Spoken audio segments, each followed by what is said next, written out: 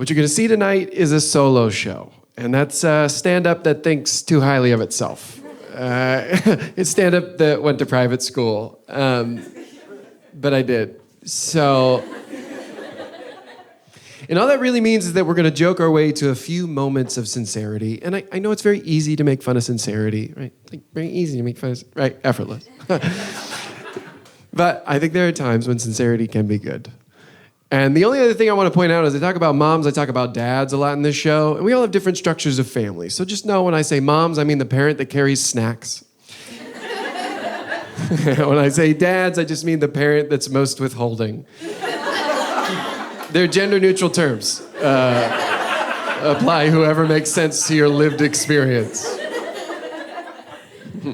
And with that, let's begin.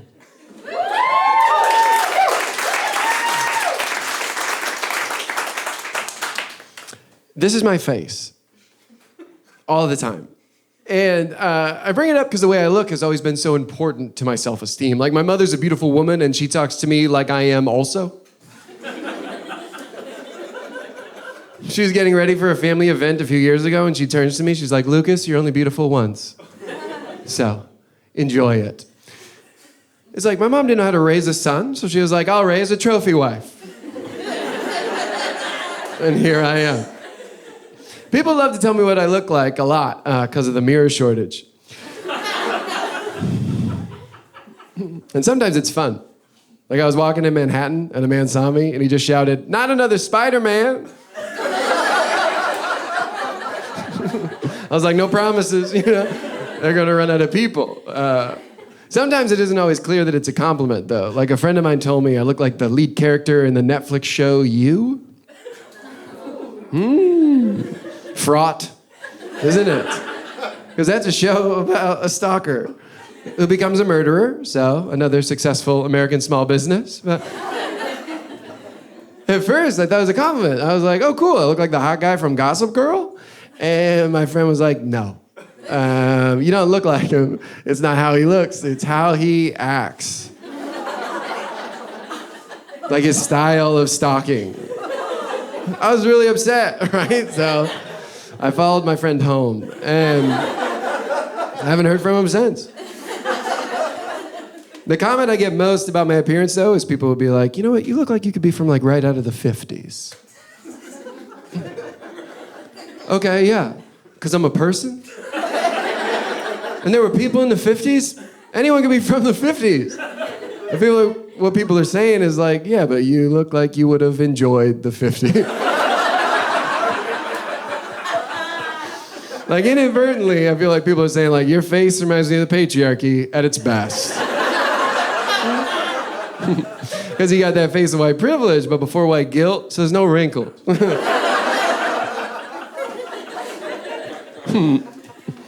The wrinkles are coming. They're coming. Everyone here seems to be an age. That's so cool.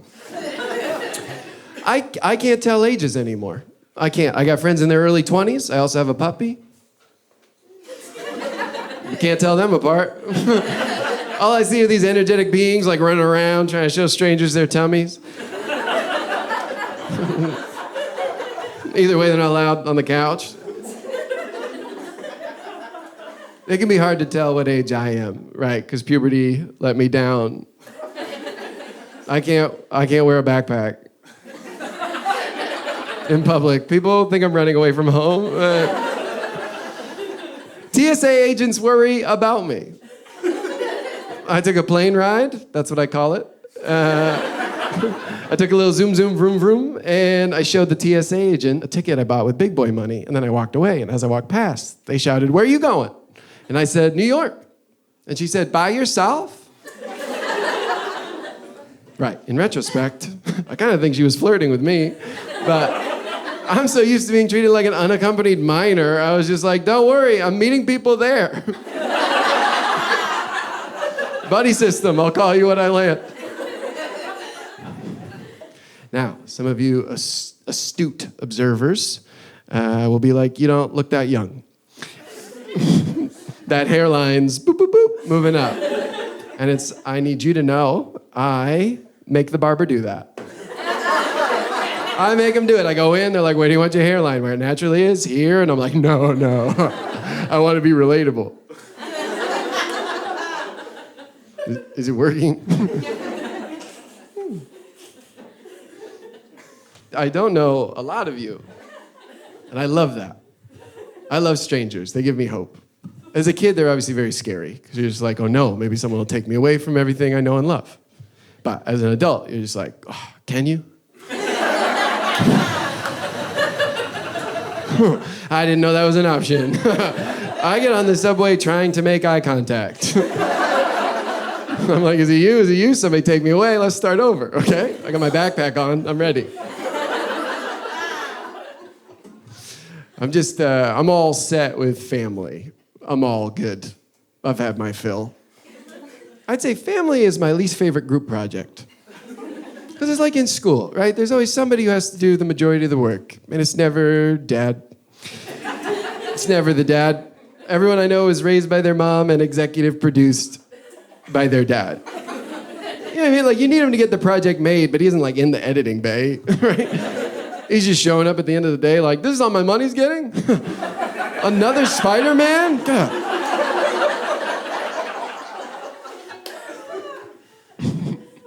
My parents had kids, and just a few of us. Okay. It was me and my older sister. And it's like, I obviously have an older sister, so I dress nice and believe in myself. Like, I didn't have an older brother, I'd be dead.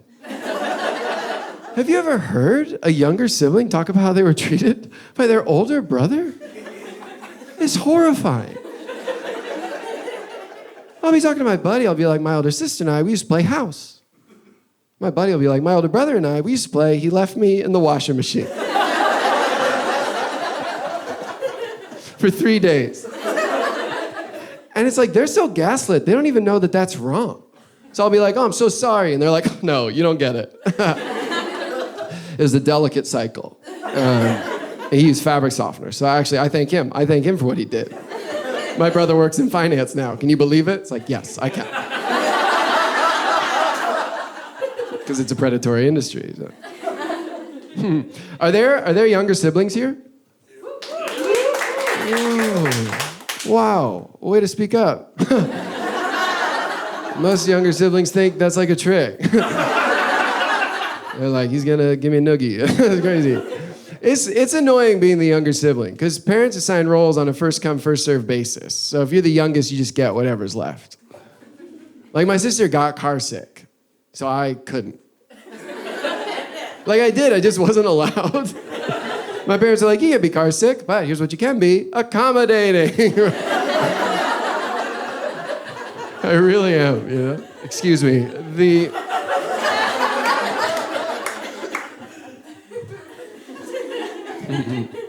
There was a lot to accommodate in my family. We were a very anxious group. My first hand-me-down was a Xanax prescription. And yeah, the dosage was a little big, but I grew right into it. We all had our own little, like, flavor of mental disorder, our own little twist. Like, my mom had social anxiety, my sister had general anxiety, and my dad was an optimist. Have you heard of this? What a cruel disorder. No known cure, you know, except for paying attention.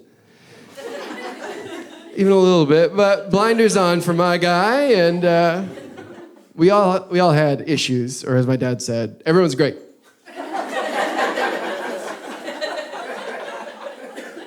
My particular disorder, it was OCD. It was obsessive compulsive disorder.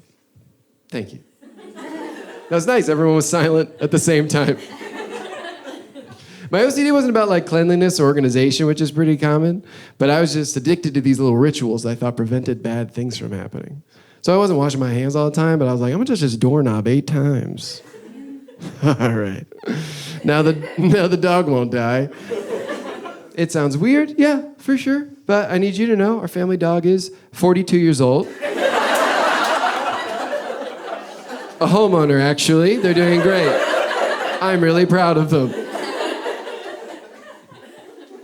I got my OCD under control now, which is good, but my family's always very concerned that it's going to come back. So any repeated gesture I do, very scary. So my sister will be like, hey, Lucas, I just noticed You taking multiple sips of water? That's totally okay, but I did want to check. Is that your OCD? Because I noticed you always look both ways before you cross the street. That's totally okay, but I did want to check. Is that your OCD? Because I know you told me you always put your pants on one leg at a time. That's totally okay, but I did want to check. Is that your OCD? And it's like, no, right? That's how people put on pants. So stupid. And I just always go left leg and then right leg to make sure North Korea never develops long-range nuclear missiles. But she doesn't need to know that. I've been in therapy a long time. Thank you. I first went to therapy in 7th grade. That's like what I did after school. Do you know what my friends were doing after school? Because I don't. I wasn't with them. I was with a 70-year-old man talking about my fears and jazz. We went to family therapy growing up, too, which is cool. That's one of those rare times you arrive at the solution because the problem gives you a ride.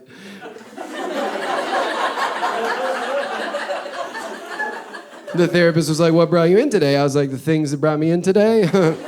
I'm 12, I can't drive. As a result of being in therapy from such a young age, I feel like I tend to think through what I feel a lot, which is good. But it also means that I get accused of thinking too much. My family would be like, hey, you think too much, which is a setup. Because if someone's like, hey, you think too much, you're going to be like, well, I'll think about that. And then they've got you. And then you don't get to know, do you actually think too much or were you framed? But I spent a lot of time in my head growing up because we actually weren't allowed to do anything ever for any reason. Like I would say I was sheltered, but truly I was bunkered. And this is actually my first boy-girl party. It's going pretty good. We weren't allowed to do anything because my mom was a worrier, but not in like a helpful way. You know, like some parents are like, don't forget your lunch. My mom would be like, don't forget, 30% of accidents happen within a mile of the home. Like her fears manifested as math class word problems. She'd be like, if you leave the house at 7 a.m. and a train leaves DC at 8 a.m., what time will I be convinced you'll be hit by it? Immediately. We weren't allowed to do anything to the degree that we weren't allowed to participate in petting zoos. So we just watched. Do you know how sad that is? Just a 4-year-old boy and his 7-year-old sister, just like, sister, what do you think fur feels like? We had those accents too. We were taught the Queen's English in the bunker. But it was nice in the bunker. It was a good life, because my mom was a stay-at-home mom. So when my dad would go to work, we would do nothing. We were like French women on holiday. We'd be like, what is it you would like to do today? I do not know. Perhaps we could eat some cheese and be a little sad. My mom was a worrier, my dad was a preparer, and that was their balance. He did overdo it a few years ago because he bought all 4 of us grave plots next to each other. What a relief, right? To know that in the end, I'll move back in. Takes a lot of pressure off being successful. Also, I like that story because it shows how thorough my dad is. Because, like, plenty of parents threaten their kids, like, I brought you into this world and I can take you out. And my dad's like, and when I do, it'll be to plot B-17. Under the maple, not in the shade, though. Your sister gets the shade. My dad's a very thorough and private man. He doesn't like to share anything. I feel like a lot of dads are very private. You know, it kind of seems like they've all signed emotional NDAs. Like every time a child is born, a lawyer whisks the dad into a side room and they're like, how do you feel? And the dad's like, joy I could never express. And the lawyer's like, that's great, because you won't.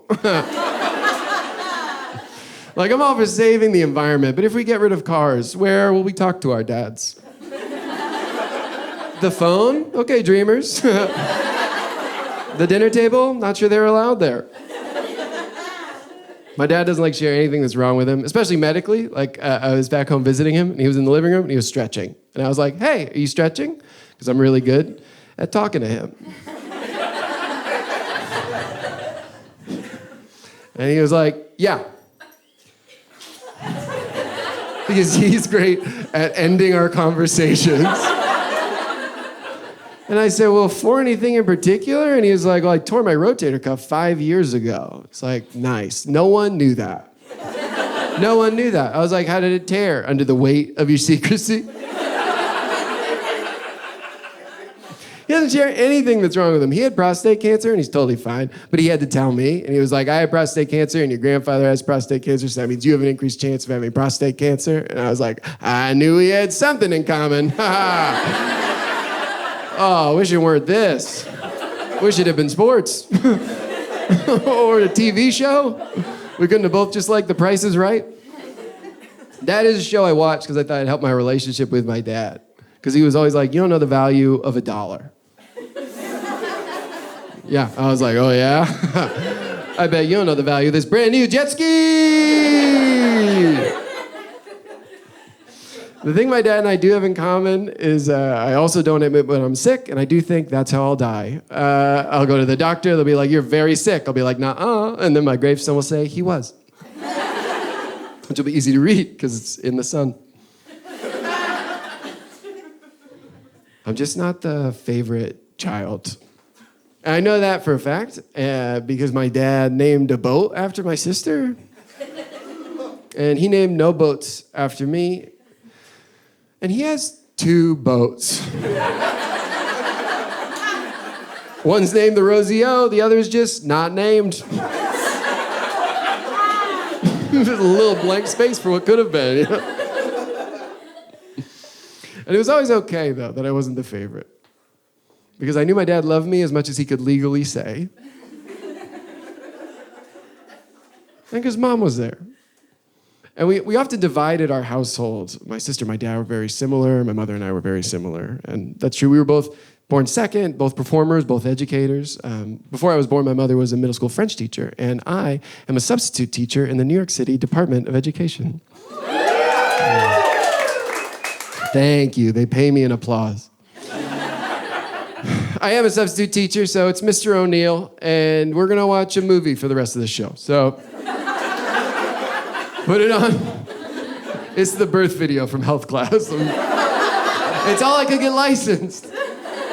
One thing I noticed being in schools is that there's a lot of sexual tension between faculty members. And I think it's because they're always referring to each other as Mr. and Miss. So it's very Jane Austen novel flirting. It sounds like Bridgerton High. Like a teacher will knock on another teacher's door like, excuse me, Miss Worthington? So sorry to disturb. And Miss Worthington's like, not a disturbance at all. I was just telling the class I wouldn't mind if you knocked on my door more often.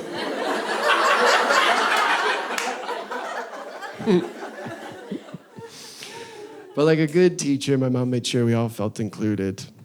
And because she seemed to understand me more intuitively, she tended to be the bridge between my dad and I when we couldn't reach each other. And as a result, he and I never really developed the ability to communicate one-on-one. Like he texted me recently and the text read, I trust you're doing well. Yeah, I guess Dad and I dated. And we split up, it wasn't mutual, but we're figuring it out.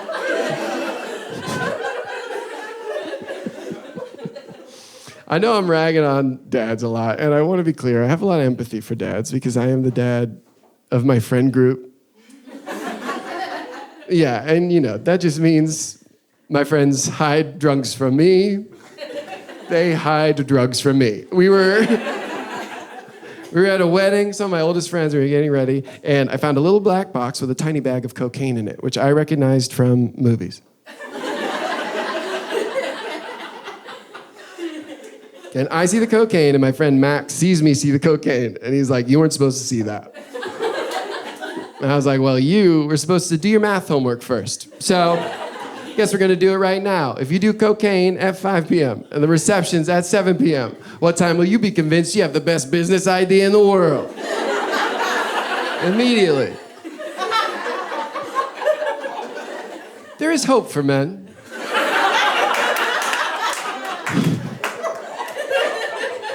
There is. Because we soften over time, you know? We ripen like little avocados.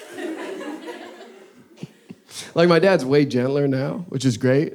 But it's also really frustrating because I describe him how he was. So now when my adult friends meet him, they're always like, I'm sorry, this old man's bothering you? This kind raisin in khaki shorts is giving you a hard time? Let me take care of him for you. Because of his balance. I think it's great that men ripen over time, that we soften. It's just like, I can't afford it. I'm already so soft. I'm so soft. I cry at the end of spin class when the song talks about trying your best. My girlfriend has to ask me for permission to play Sarah Bareilles out loud.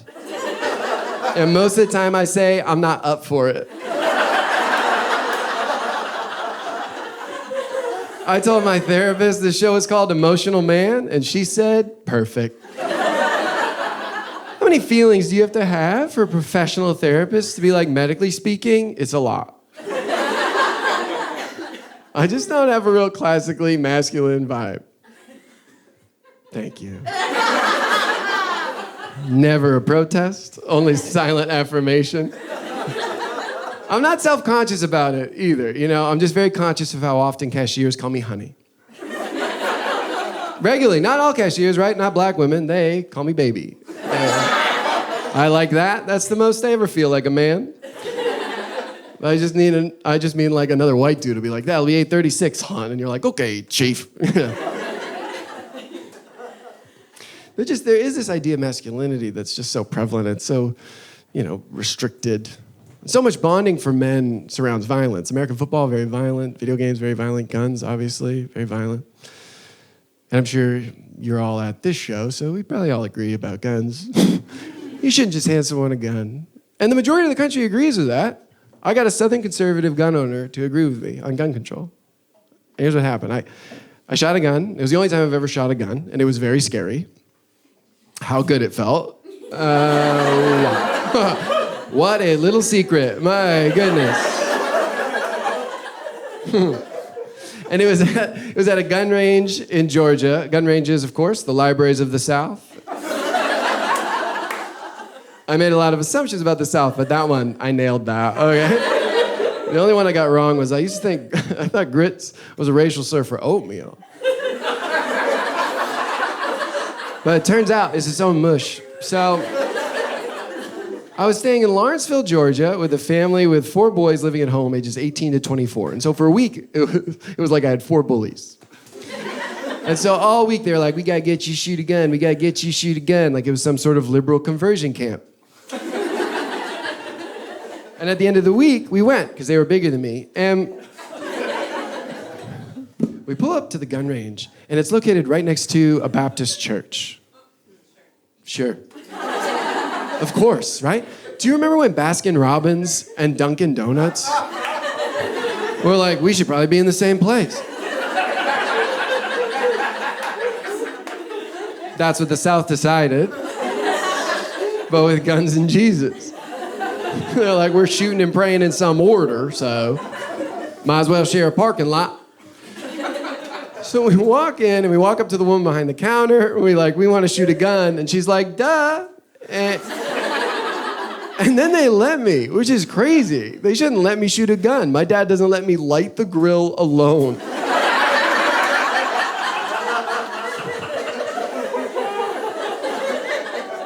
I just signed a little piece of paper. I started walking in. I was like, that didn't feel like enough of a background check, you know? And then they were like, shh, because it's a library. And then they hand me a rifle with a silencer because the problem with guns is noise. And I take one shot and try to hand the gun back to the tallest boy, like someone who'd been forced to hold a baby. I was like, this is nice. I don't think I want one of my own. And as I'm handing it back, the boy starts backing away. He's like, whoa, whoa, whoa, you don't just hand someone a gun. And I'm like, that's what I'm saying.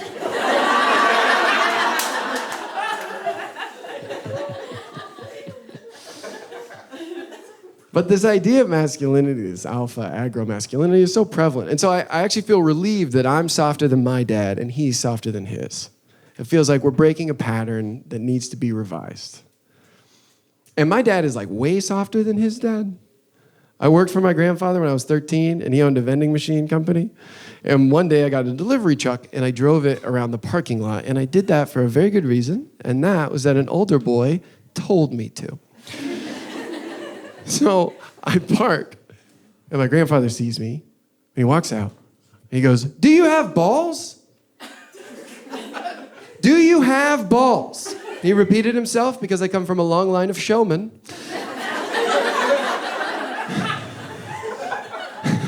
I was like 13, so I was like, I don't know.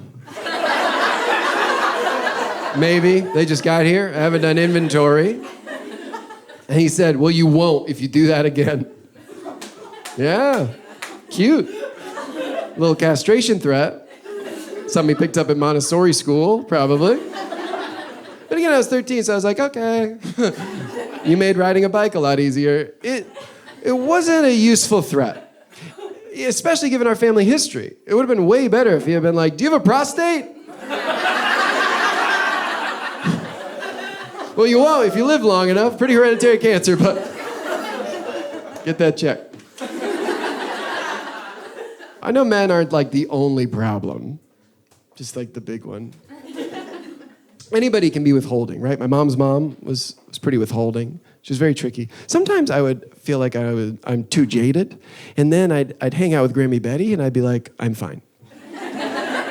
Like I got a long way to go. I was back home, and I was giving her a ride to the doctors, obviously, and I was like, "Hey, Grammy, two of my best friends are getting married," and she stared straight ahead and was like, "That's too bad," and then laughed forever. She's at a stage in life where she just walks into a room and starts insulting people. Is that a stage of development? Just like an insult comic? She walks in, she's like, "You're too fat, you're never getting married. There's a third thing, but I'm old, I forgot it." I'm always like, "Is that grandpa ruined your life?" And she's like, "Yeah." She talks about that all the time. We were at Thanksgiving a few years ago, and my mom stood up and she said, "I just want to say we're all here because somebody loved somebody else." Beautiful. And my grandmother leans over to me and she's like, "We're all here because your grandfather got me in the back seat." I love old people. I love old people. I love when they get to the stage in life where they start to tell a really sweet story and then it becomes tragic for no reason. Like an old person will tell you a story and they'll be like, "In 4th grade, I took a field trip to the art museum and me and my best friend Maureen snuck into the elevator and we took it to the top floor. And from there, we could see the whole town. And Maureen's first husband committed suicide in 94. You're like, "What's this story? What are we doing? Edit. How's Maureen?"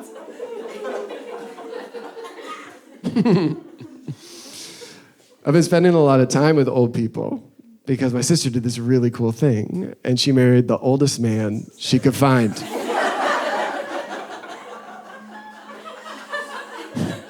When I was 28 years old, and my sister was 31 years old, she married a 49-year-old man. Yep.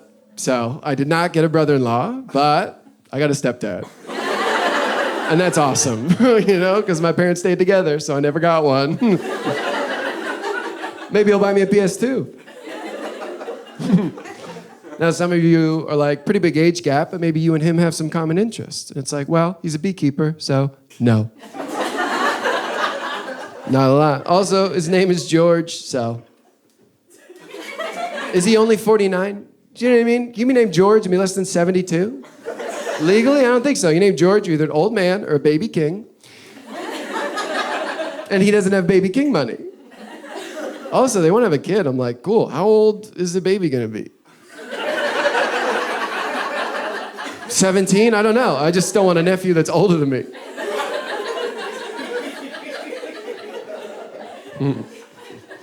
I do love George, and not just for the free honey.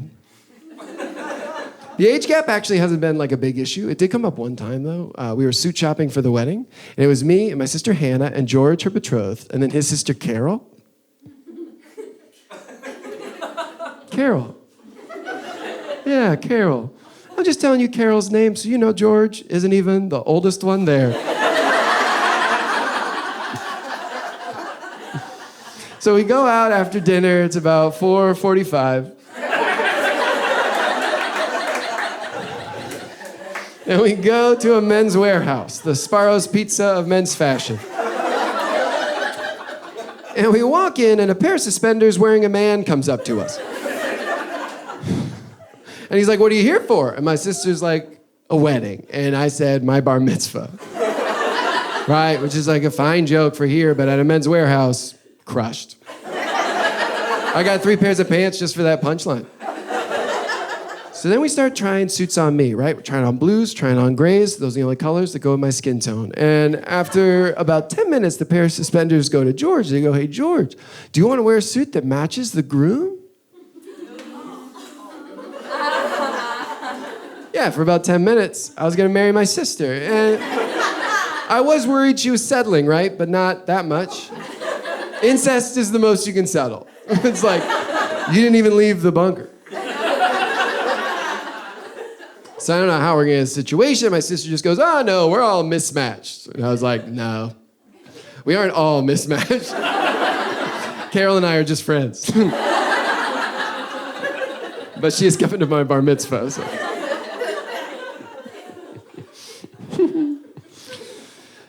I gotta be honest. I'm not supposed to tell those jokes. My sister heard them and she was like, "Maybe don't do them." And I was like, "You got it."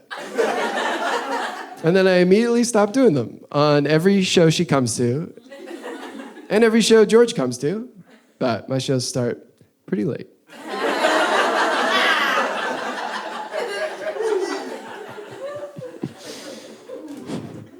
But a few weeks after that conversation I had with my sister, I was back home, and it was just me and my mom. And she said, "Are you still telling those jokes?" And I was like, "Oh, yeah." And she just smiled and said, "Good." She was my advocate. She always wanted to make sure there was enough space so I didn't always have to accommodate. And the advocacy between my mom and I went both ways. She started after my sister and I were born, but she became an actress. And for years and years, she was a staple in the local theater scene. And she was very good, but more importantly, she was very committed to the craft. And so when I first started doing stand-up, I was living with my parents. And some nights, my mom and I would get home at the same time. She'd get back from rehearsal, I'd get back from a show, and we'd huddle together in the kitchen eating salty snacks, talking about what we'd learned. And I was always so grateful for those little pockets of time, because it would feel like our definitions as mother and son would melt away, and it'd just be two artists saying the refrain we all need to hear to each other of like, "You're doing great. Just keep going." And so I always think about my mom before I perform, and certainly before I tell those jokes. And of course, if somebody's thinking about somebody else, it probably means they're not around anymore, and that's true. My mom passed away in 2019, and most of you didn't notice that because that's how good I am at grief. Grief is like a nose job. You do it right, no one can tell. But you do have to get new headshots. Something about the light in the eyes. I miss my mom in many ways, of course, but in particular as my advocate. Because a few months after she died, my dad and I got in a fight about a joke. And I don't do it because he, won. Which extends his winning streak to my entire life. And also, it's like it's a dad giving you an opinion about a joke, so you gotta trust it. Dads are known for jokes of high quality and nuance. I mean, what is a pun, if not social critique in its shortest form? It was a joke about my father and our family and how we were moving on after my mom passed away. And he didn't like it. He didn't want me to tell it. And I understood, but I thought we should be able to talk about it. And so we were gathered together, and we were going back and forth and back and forth. And he was like, "Well, you can't tell that joke because it's my life." And I was like, "But you're my dad." And he was like, "Right." And I was like, "Right." We couldn't resolve it, because I wanted to be heard, and he needed to stay safe. And so I agreed not to tell the joke, but I left that conversation with a clear sense of like, my pain can't be here. I guess if we're going to heal, we're going to do it on our own. And the next day, my dad was having surgery to treat the prostate cancer. And he underwent a successful procedure to remove the thing we have in common.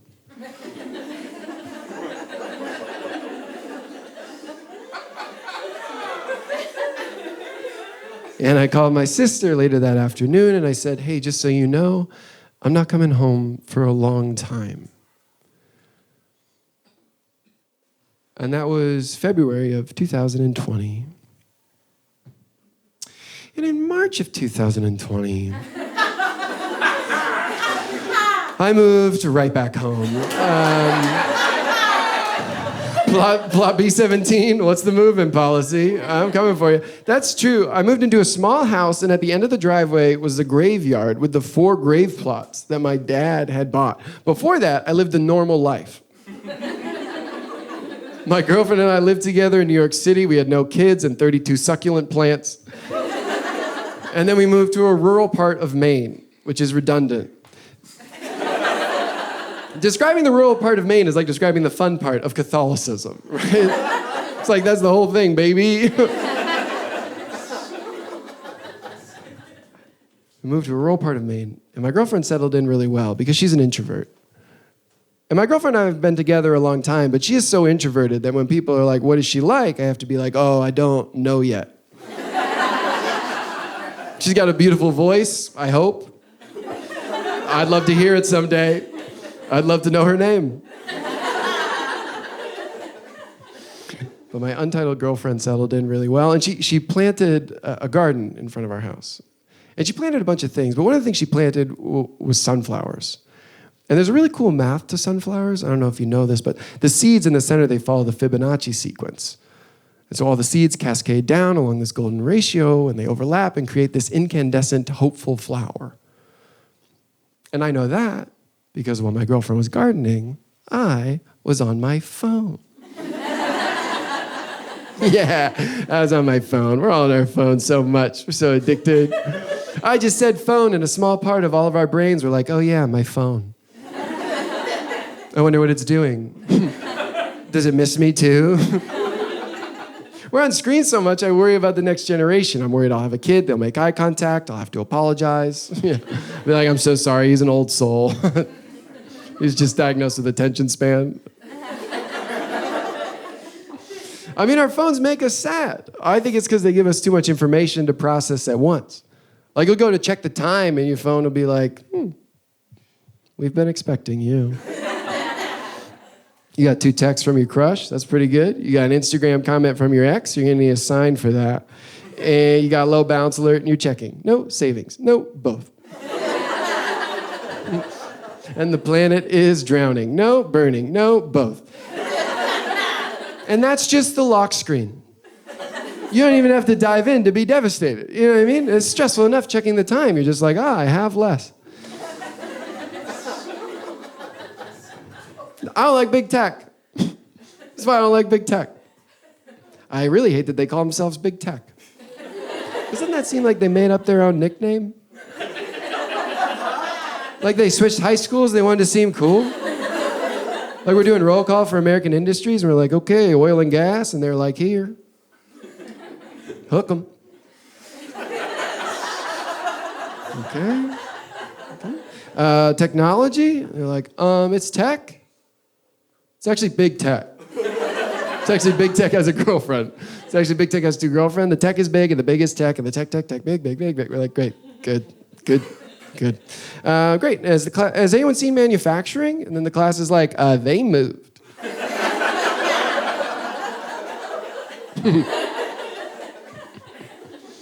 I really lost track of time up there. Every day felt like the same but different. Like the last 2 sentences I said. The jokes get subtler as the show goes on, which I think many of you are thinking, how?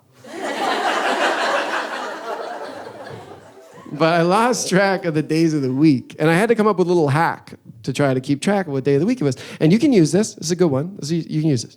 Here's what I would do. Every day I would stare out the window, and then some days I'd see a garbage truck. And I'd be like, wait, I know that garbage truck. That's the garbage truck that got stuck on the road during my mom's funeral. Yeah. Got stuck on the tiny little road and we were about to do the burial. And then the garbage truck was like, I gotta get out of here. I am underdressed. And so it starts backing up. And garbage trucks are a lot like dogs when they go in reverse. They're like, I wasn't really meant for this. So at a certain point, the truck starts backing up towards the casket. And I walk up to my sister and I go, I still think we go with the grave. And she didn't laugh at all. And then the truck drives away and we bury my mom. And so when I see the truck, I remember that story and I go, oh, mom was buried on a Thursday. Hey, it's Thursday, so you can use that.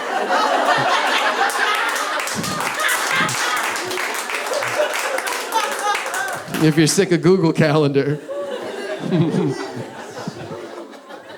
We're having such a nice time. And then death popped up. And I do apologize for a perfect metaphor, but I have always loved metaphors. Always been a big fan, even when they're kind of untrustworthy. You know, like when you're reading a book and the author's like, their eyes were licorice. And you're like, what? How? Like color or function? Is this code? Aren't words already code? This is why no one reads. Now, the other issue with metaphors is sometimes people force it where there isn't one. Like I did a leadership training for a job I had, and the leadership training was at an obstacle course. Because obstacle courses help leadership. Right? Historians have always said that the reason that America defeated the British in the Revolutionary War is because George Washington kept taking the whole army ziplining. Our instructor that day was British, and he was just telling us everything we were doing was a metaphor. So we'd be like up on these elevated beams, 50 feet in the air, walking between trees, and he'd be like, this is a metaphor for when you're scared. And I was like, nope. I'm scared. And when I pass out, that'll be a metaphor for needing immediate medical attention. And this isn't like the main point of that story, but it does prove that you could be 50 feet above them and a British person can still talk down to you. But I have always loved metaphors. As somebody who thinks a lot and feels even more, metaphors are always a place to put it. Not to hide it away, but to know that it was safe, cared for. I didn't always love the metaphors I had to confront after my mom passed away. It's like she dies, and then I move into a small house that stares at her grave. It's like, okay, I'll confront the grief, but maybe we don't have to be so on the nose, you know? I don't know. I'd say grief is actually my least favorite group project. Because it's like in school. There's always somebody who has to do the majority of the work. And we didn't have her. We all fell apart after my mom passed away. We all tried to put ourselves back together in different ways. My sister and my dad got really into reincarnation. Yeah. That little Eastern religious idea came off the bench, played some minutes for the Irish Catholics. In 1 week, my sister thought my mom was a butterfly, my dad thought she was a loon, and I thought she was dead. I had eyes on her. It was pretty easy to prove. Cliches are way more helpful in grief than I realized, because it's like frustrating to hear they're in a better place like a bunch of times, but that's actually way better than hearing your Uncle Mike's original take on the afterlife, right? Cliches have been smoothed over time. You don't need some jagged theory from a man known for giving unwanted shoulder rubs at Christmas. To me. The only cliche that I didn't really get is this fixation we have on the last words people say. Because it's like, I don't remember the last words my mother said to me. But a few months before she died, she said, "Do you think you'll keep your hair?" And I haven't slept since. I don't know how many times I had to tell her. It's like, I make the barber do this.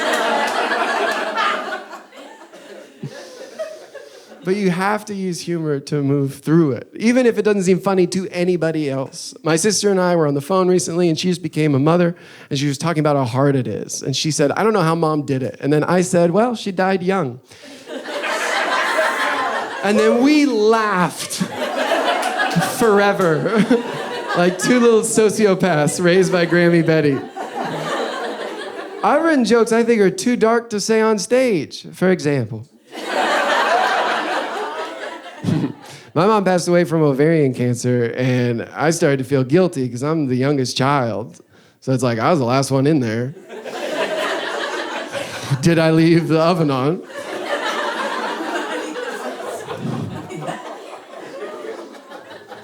There was a time where I was too casual about death. In my early 20s, I was going to a lot of these going-away parties, funerals. I'm not saying they're good parties, but it's an event I attend out of social obligation, and by the end of the night, I'm in the corner talking about mortality. Babe, that's every party I go to. Also, we were going to a lot of these like Irish Catholic funerals, and those seem like boring by design. Because you actually start to feel less bad about the person being dead. You're just like, well, at least they didn't have to sit through this. Which is what I said to my Aunt Molly, and now we're not allowed to sit next to each other anymore. But you need the jokes, because you can't look directly at the pain, right? It's like an eclipse. And you build that little cardboard box to look at the reflection, and you go, this is safe. This isn't, but this is. There are already so many projects with death. I mean, I wrote an obituary for my mother. And it is an honor, right, to be a published author.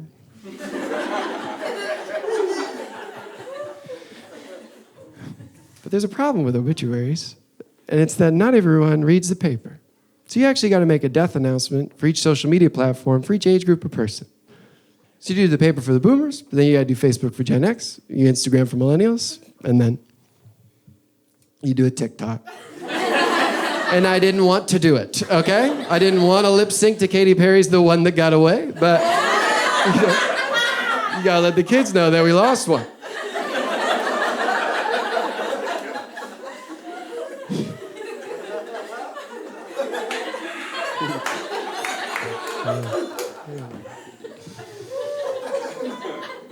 We didn't know how to talk about it.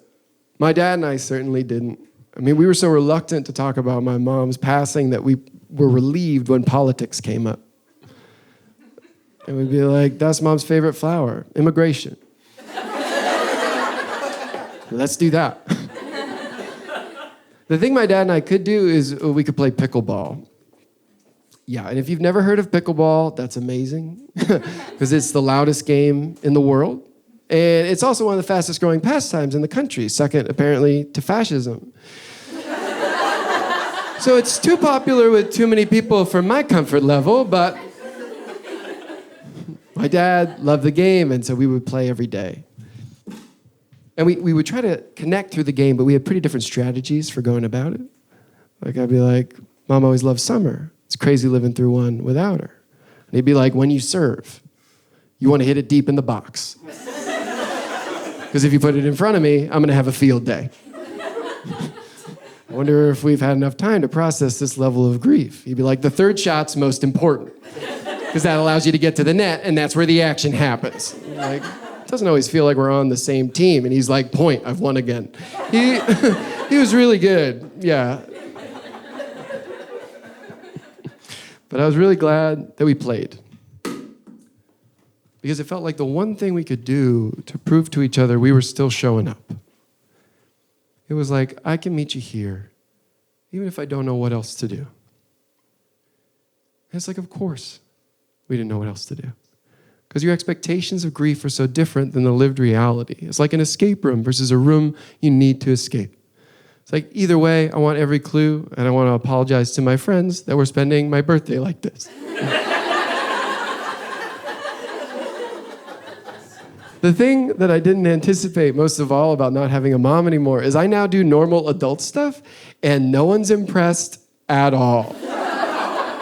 I mailed a letter.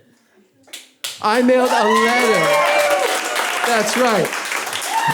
I got an envelope, got a stamp, put it in a mail, but there was no one to be like, aren't you clever? What a trophy wife. But of course, what I couldn't anticipate most of all was just the loss, the magnitude. Because my mother was our best student. She was the bridge between us, but she was also belonging. My mother was a mirror reflecting back the best version of me. I didn't think too much, I was thoughtful. I wasn't too soft, I was safe. My mother was a mirror, and there's a known shortage. They say time heals, so I tried to learn a lot about my new friend Time. And what that meant is that I was reading a lot of books about astrophysics. Now, I told you at the beginning of this show, this would be stand-up that thinks too highly of itself. So, me talking about astrophysics is keeping that promise. Also, trying to explain astrophysics because you've read like 2 books, because you've read a book and a podcast, because you've listened to part of a podcast, is a little bit like saying, I can teach you French, I just ate at a pret-a-manger, but there were 2 ideas that were really helpful. And the first is this concept of complementarity. And what that means, when it comes to everyday life, if something is true, the opposite tends to be false. But with deep universal truths, that's not the case. If something is right and correct, the exact opposite tends to be right and correct. So not only can 2 things be true at once, but they have to be. And I love that, right? I love that contradiction. Because as humans, we're contradictions. It's like, I'm humble, that's what I brag about. It's his life, he's my dad. This is a stand-up show, and is it?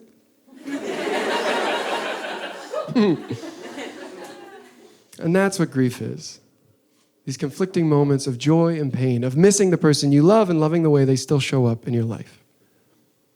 And the other concept that really helped was symmetry. And I think we're all familiar with symmetry, right? We've all seen a nice jawline. But in science, symmetry just means change without change. Or as we often think about it, the moderate democratic platform.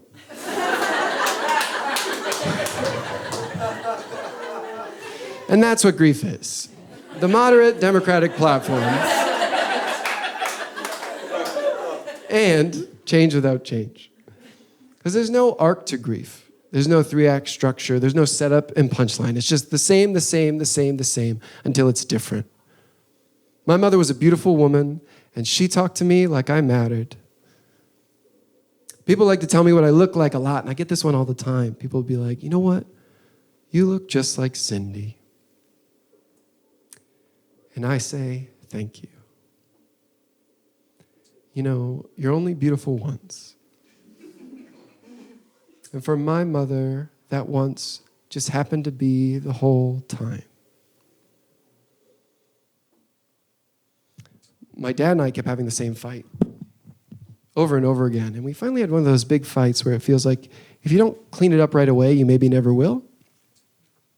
And so we were doing that. And we were on a dock on a lake, and we were sitting next to each other on a bench because we were trying to replicate a car.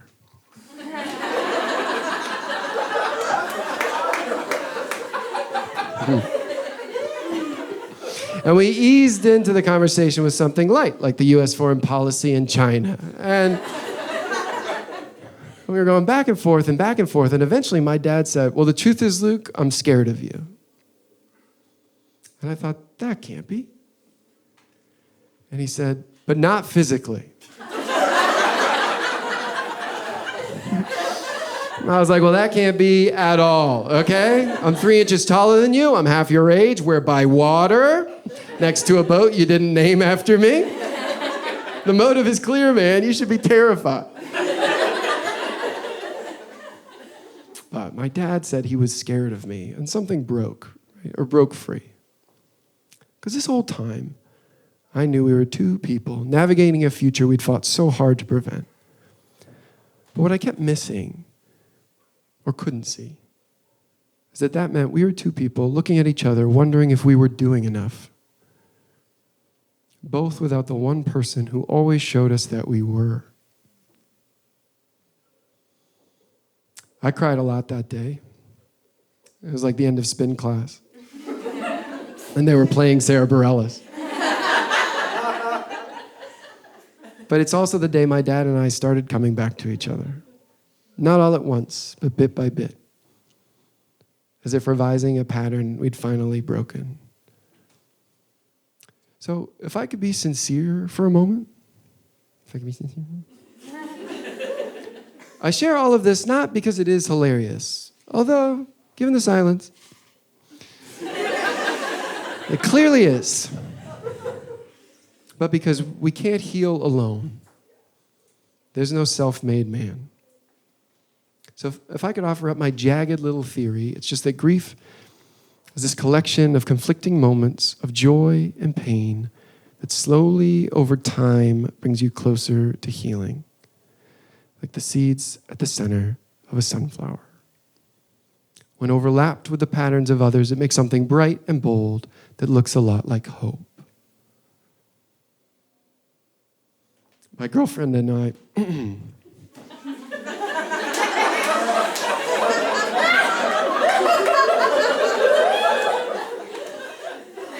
Good.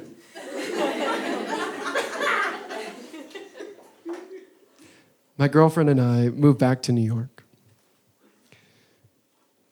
And a few months later, I went home to visit. It was at my sister's house. And my sister has a house because she did not marry a millennial.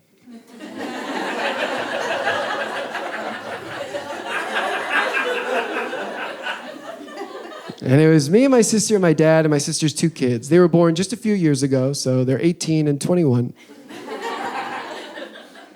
And we were all in the living room, and we were playing.